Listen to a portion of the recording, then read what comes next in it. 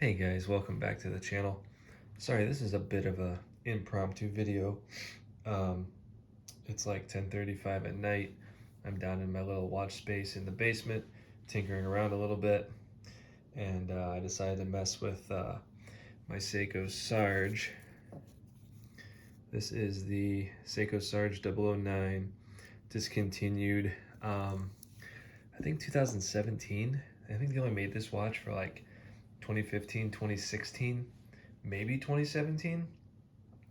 This one is, let's see here, has a serial number from October of 06, or sorry, October of 16. And I see a lot of them online from 2015. I don't know that I've ever seen a 2017 serial, so they might have only made it for like 2 years. I'm not sure. But anyway, sorry, this is a bit of a spur of the moment video. I thought I'd share this because I know I've gone through this before. I used to have one of these years ago. This was a rebuy for me, and I had issues with getting the right fitment on the bracelet. So I have the bracelet apart here. This is the original clasp, Seiko clasp, nothing fancy. 2 micro adjust holes here.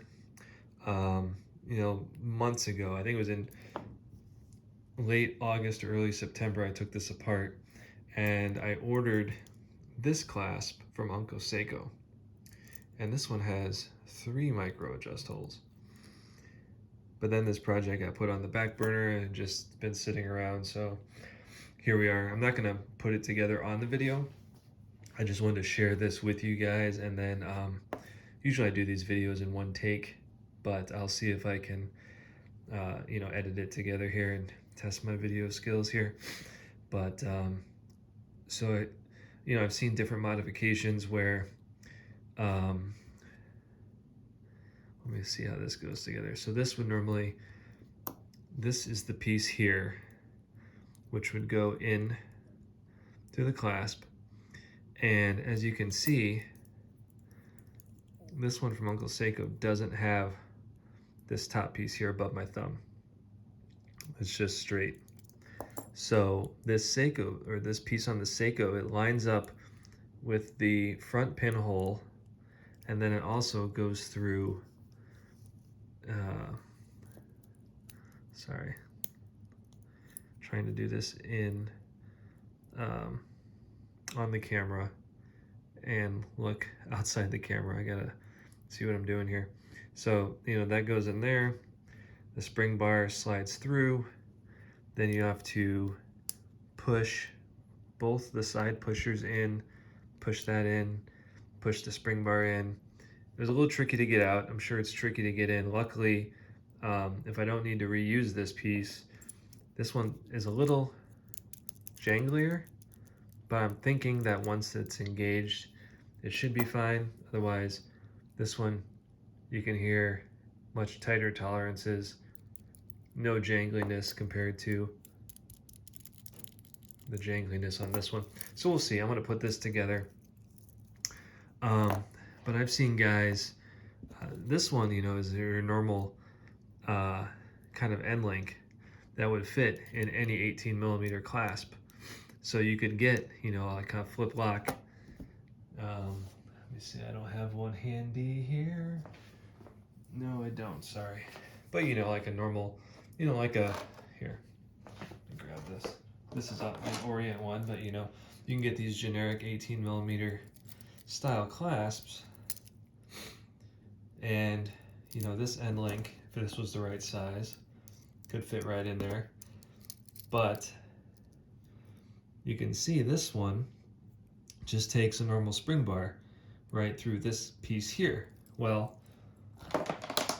on the Seiko, this is what that end looks like.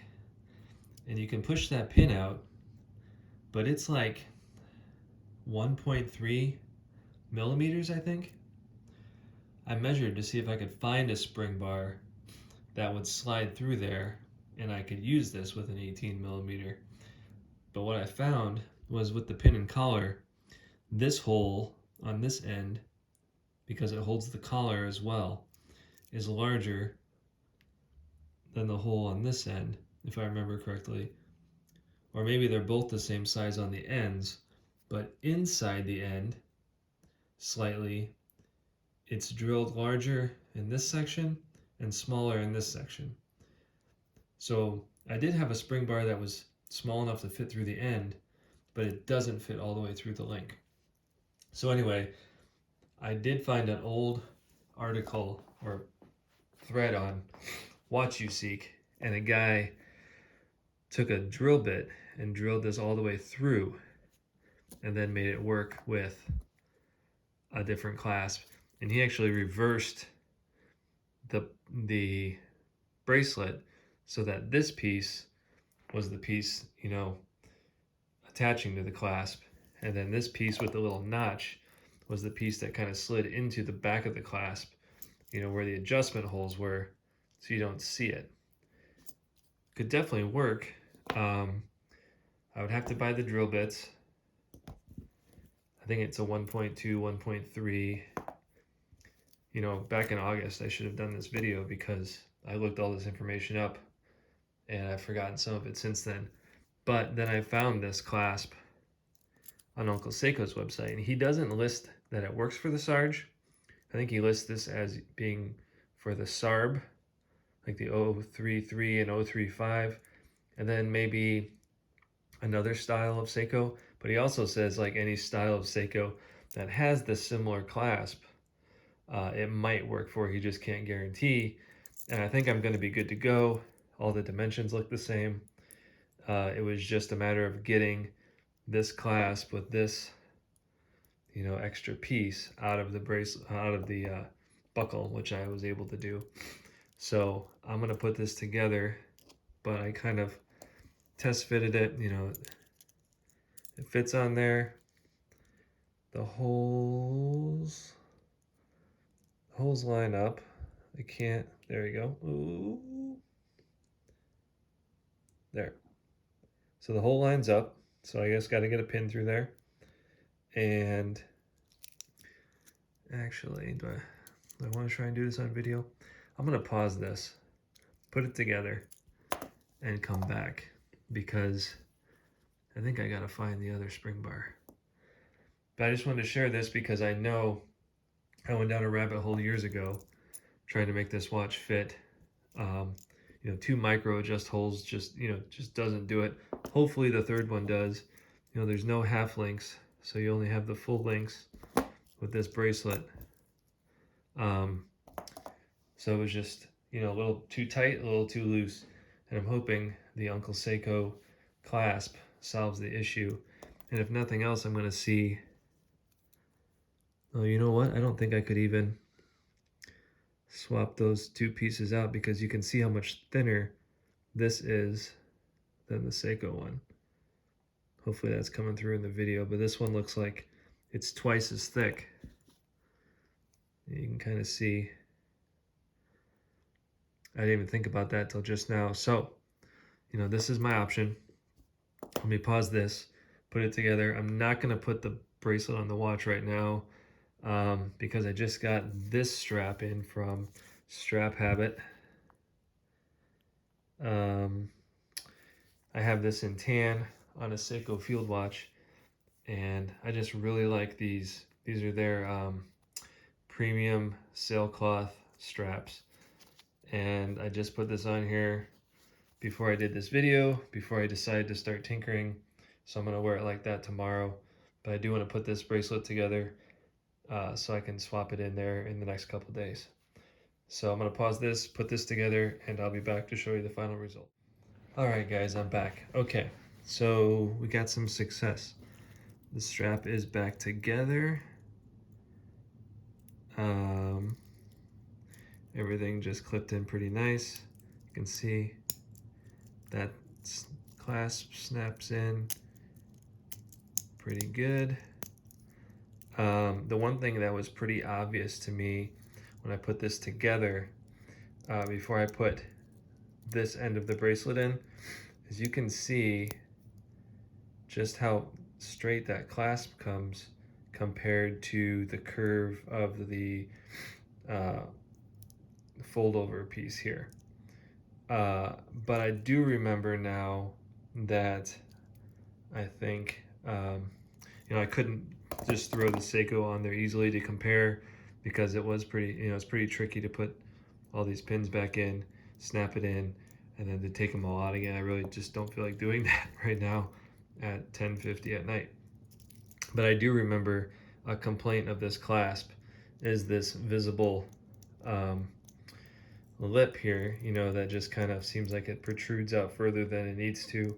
And it looks like that's related to how the clasp here just lays. Maybe, I think this just needs to have some curve. This outer metal just needs to have a little curvature to it, which Seiko didn't really do. I mean, well, I guess they did, but it's such a short piece, it's just not dramatic enough. Maybe it's more noticeable because this clasp is slightly longer. Maybe that's what I'm seeing. Anyway, aside from the cosmetics, it seems to have done the job. Definitely gives some more room on the micro adjust. Hopefully you can see, if you can get an idea. There's basically, I don't know the distance there, but these two pinholes seem to fall between like this pinhole and this pinhole. So it's slightly, this one is slightly further than the middle, and then you also have the third one now. So you do have a little bit more room there. Hopefully that takes care of the fit for me. Hopefully it's not too jangly, and hopefully this doesn't look ridiculous on the wrist. So I will, maybe I'll make another quick, like a YouTube short or something when I throw the bracelet on the watch.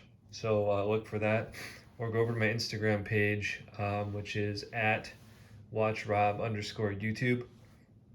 And I'll certainly post some photos of the watch when I got it all together and on my wrist. So I know there's not, a ton of these out there. It wasn't a very popular model and it wasn't made for very long.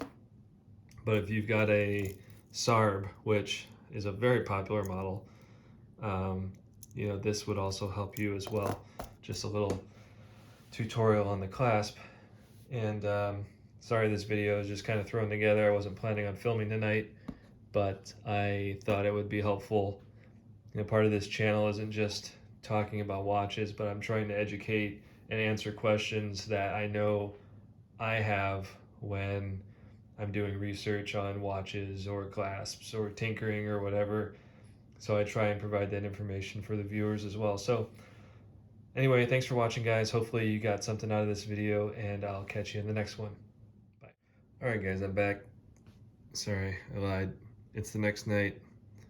I put on the bracelet already. I really wanted to try it out. I wore it on the green strap today, but I came down to my watch room and put it all together and wanted to try it out. So there we go. I mean, not much different than factory, to be honest, but the clasp looks pretty good. Fits a lot like factory. Snaps on pretty good. Isn't too jangly. And all in all, I'm pretty happy with it. So I'm on the tightest hole right now, but it is slightly snug. I think I need to move a link from here over here so that this sits, it's sitting, it doesn't look like it in the video, but it's sitting a little bit over to the side. And then when you got the buckle over on this side, it's a little much. I think it needs to move over just the link. We'll see. Might play with that, but anyway, just wanted to share it with you guys and show you what it looks like. So anyway, that's the end of the video. Thanks for sticking with me on this one. I know it got a little long-winded, but thanks for watching. I'll catch you in the next one.